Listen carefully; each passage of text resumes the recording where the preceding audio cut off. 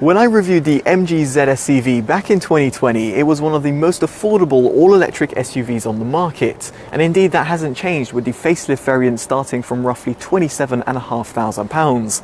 Now the model that we have on review is actually the Trophy Connect Long Range that can be found for £34,000.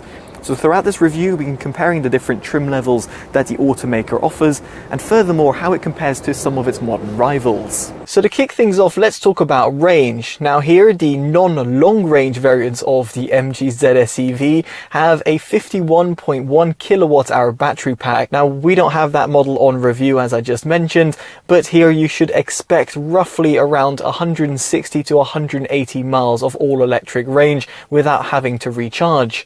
Now the long range model that we have on review has a bigger battery pack, as the name might suggest. It's got a 72.6 kilowatt hour battery pack. Now this is claimed to run for 273 miles on the WLTP cycle, and in fact we attained roughly 230 to 250 miles in our mixed driving tests, which is certainly impressive, specifically at this price point, even if you're comparing it to some of its rivals.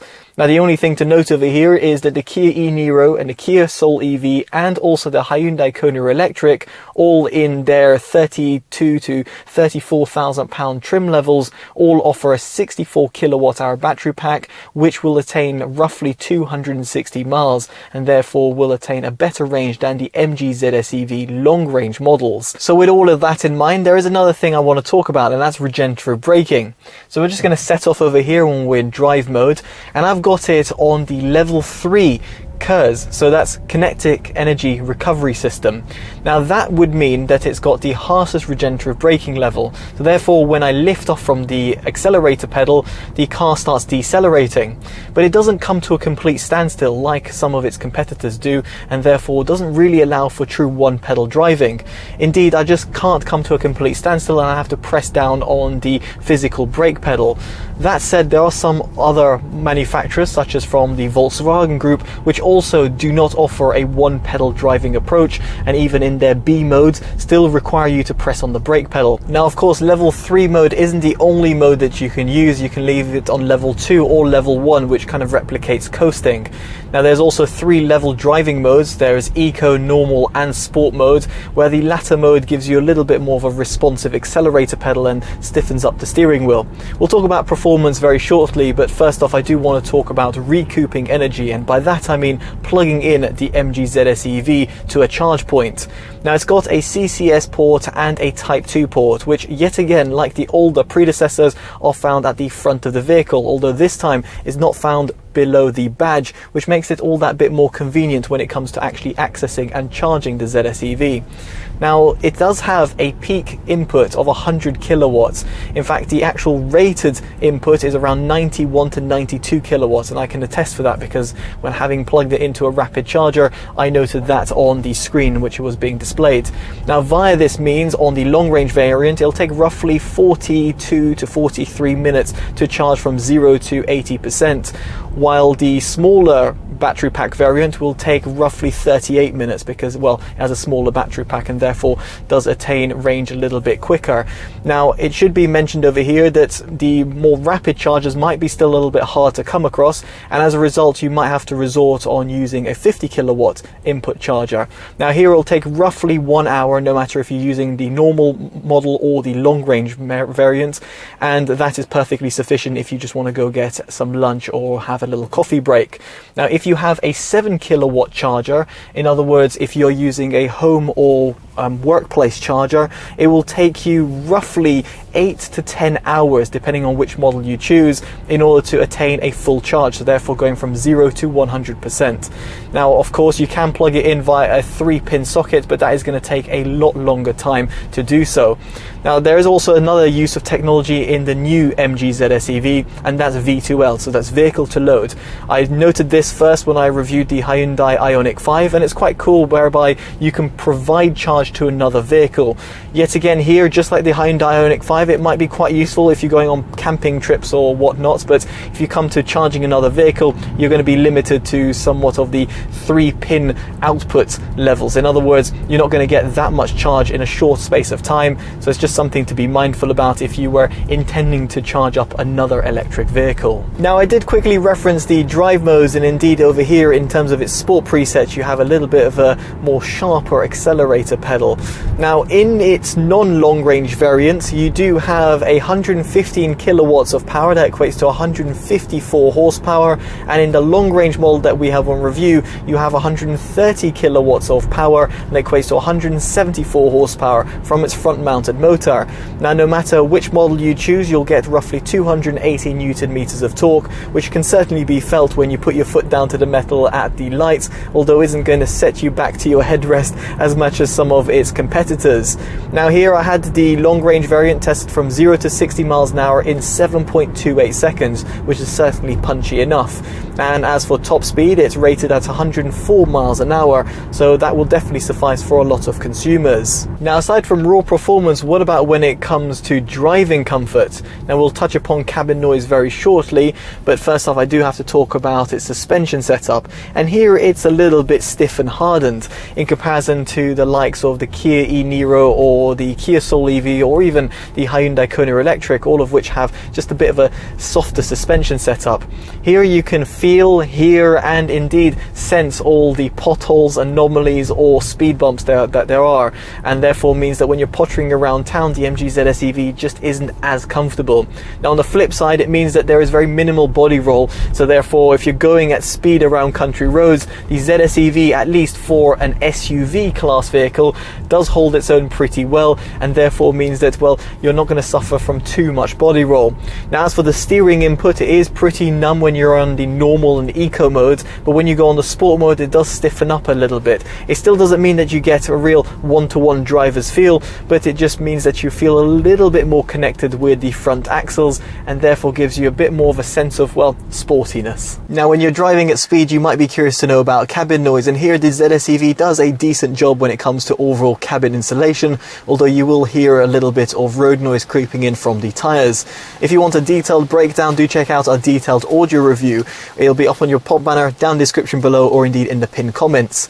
Here I'll also go into a bit more detail about the audio system, which in the more expensive trim levels you've got a 6-speaker 3D audio system, and what I'll say in a nutshell is that if you're interested in about audio, you actually find yourself actually pleasantly surprised to the overall stock sound system. It's perfectly adequate. Now on the subject of noise and audio systems, I should also mention that there's some odd ticking noise that appears at the front of the cabin. This is only operated when you have the climate controls enabled. Here's how it sounds like.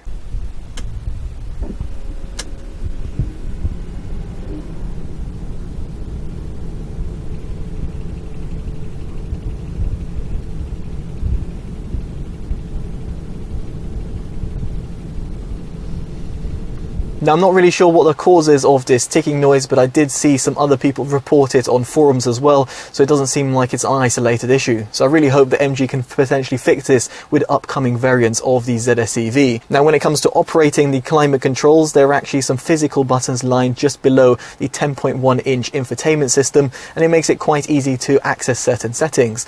Furthermore, here you've also got volume controls, and also you have got the ability to just go to the home screen. Now this perfectly brings me onto the infotainment system itself. Here it's actually a lot more responsive than the previous systems that MG offered, and as a result it makes it very intuitive when you're going between certain menus and or, for example, going via your navigation data.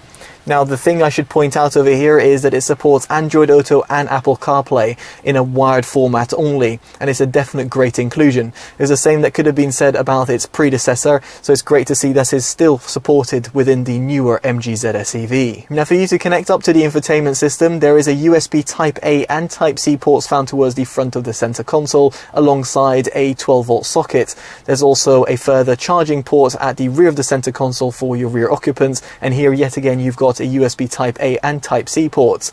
Now you might have potentially missed it, but there's also a USB Type A port found towards the rear view mirror.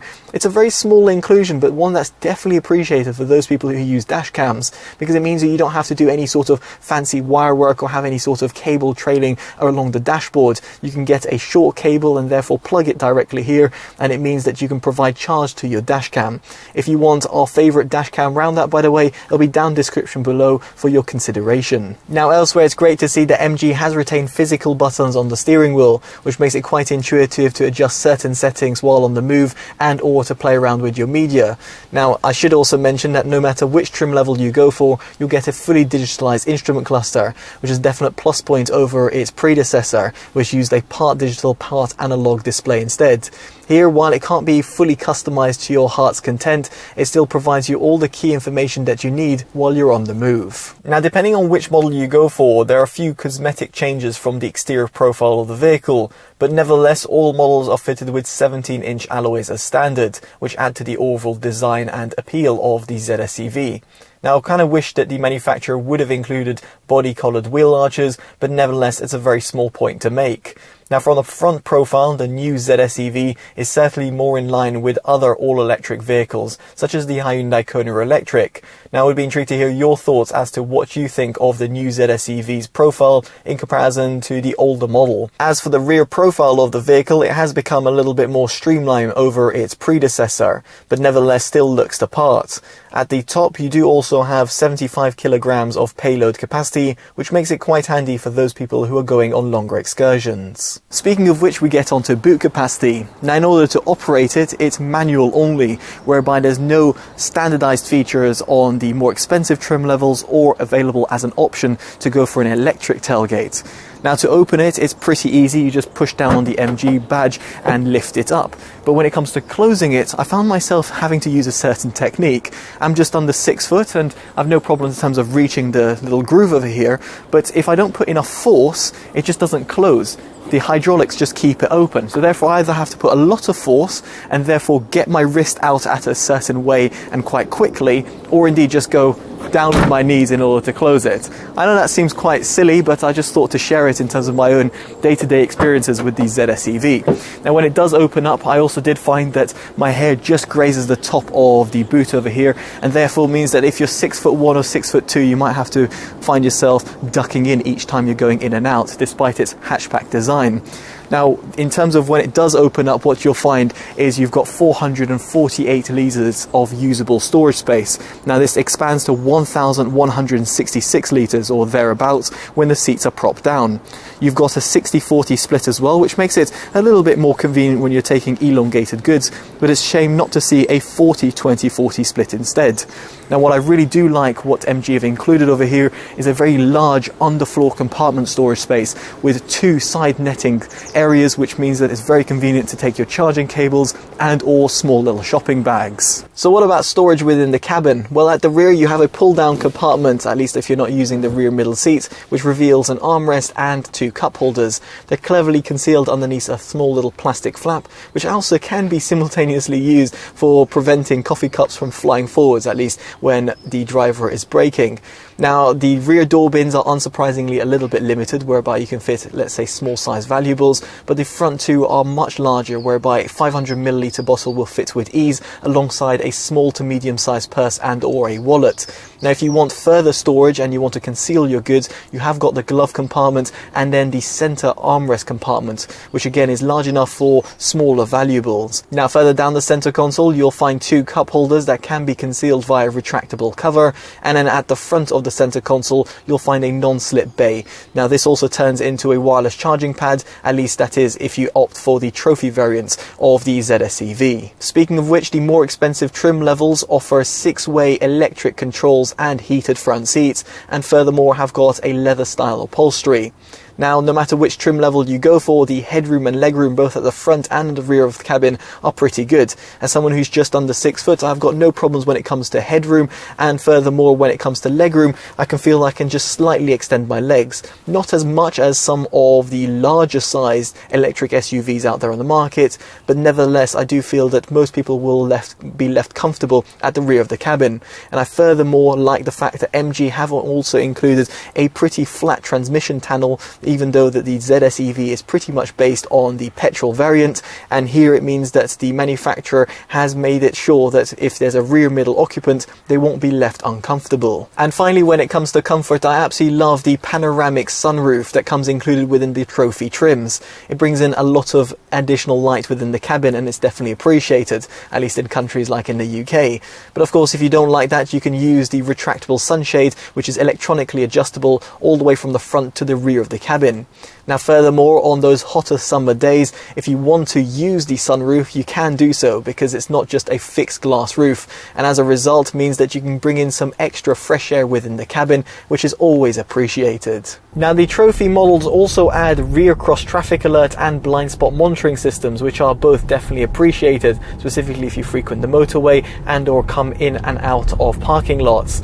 Now it should be mentioned that even the entry-level ZS EV does a pretty good job when it comes to standardized features, because here you've got adaptive cruise control with speed limiter, lane positioning assistant and emergency brake assist. Now these work decently. When I say decently, that in comparison to some of its competitors, it's not as good, specifically when it comes to the adaptive cruise control, but nevertheless is there for you to use if you so wish. Similarly, the 3D surround cameras aren't exactly the highest resolution cameras I've ever seen. It is pretty poor in this department, but nevertheless does mean that the standard 3D cameras allow you a bit more peace of mind when you're doing a parking maneuver, and therefore prevents you from, let's say, curbing your wheels. Now on that note, I should mention in terms of visibility, I've got no issues whatsoever when it comes to the front, sides or the rear of the ZS EV. Indeed, here, unlike the likes of the Vauxhall Mokka-e, the ZS EV does a better job when it comes to the frontal vision, whereby the A-pillars are not blocking and the rear view mirror also doesn't seem to obscure my frontal vision, which is something of a complaint that I had of some of its competitors. And so this brings me on to my verdict. Can I see myself recommending the new MG ZS EV? Well, it truly depends as to the trim level that you're choosing. If you look at the base level model at £27,500, there's very little competition at this price point, at least not for an all-electric SUVs with the features that are on offer, and as a result it gets our value award. However, if you're going for the long-range model, you might want to consider some of the alternatives, and while they come in at a slight bit premium, they're definitely worth the experience that you're going to get within the cabin. And here I'm talking about the Kia Soul EV, the Kia e-Niro, the Hyundai Kona Electric, the Skoda Enyaq iV, and to an extent the Volkswagen ID4 and ID3. Now, we'd be intrigued to hear your thoughts of the vehicles down in the comment section below, and of course what you make of the new MG ZS EV. If you've liked this independent, detailed review, definitely do drop a like, subscribe and hit that bell notification, all of which would be greatly appreciated. As such, I've been Chris from TotallyEV, and I'll hopefully see you in the next one. Take care of yourselves, and goodbye.